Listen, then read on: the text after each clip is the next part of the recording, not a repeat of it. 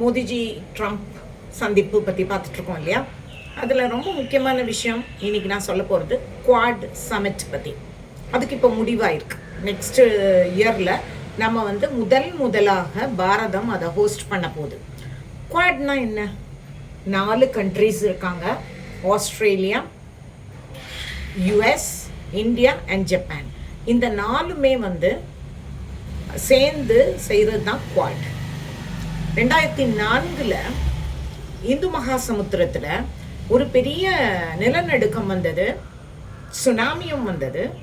அந்த சமயத்தில் தான் இந்த 4 பேரும் சேர்ந்து ஏஷியா பசிபிக் ரீஜியனில் எவ்வளோ பாதுகாப்போடையும் மக்கள் எல்லாம் நல்லபடியாகவும் வாழ்கிறதுக்கு என்ன செய்யணும் அப்படிங்கிறத யோஜனை பண்ணி அதுக்கான எக்ஸசைசஸ் செய்ய ஆரம்பித்தாங்க.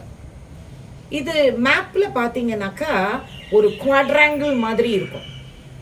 அதனால தான் குவாடுன்னு பேர்.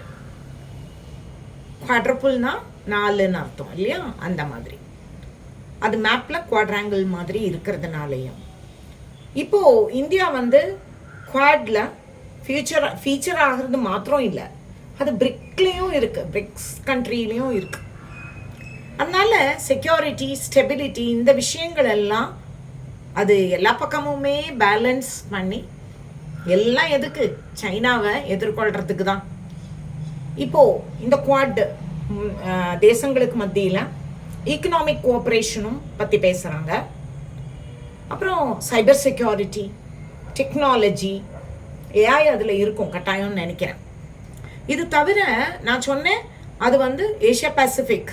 ஸோ மேரிடைம் இதுவும் ரொம்ப முக்கியம். செக்யூரிட்டியும் கடலோர பாதுகாப்பு, சைனாவை பேலன்ஸ் பண்ணுறதுங்கிறது ரொம்ப ரொம்ப முக்கியமான ஒரு விஷயம். இது தவிர இத்தனை கண்ட்ரீஸும் பைலாட்ரலாக ட்ரேடுக்காக வேண்டி கோஆப்ரேட் பண்ணுவாங்க.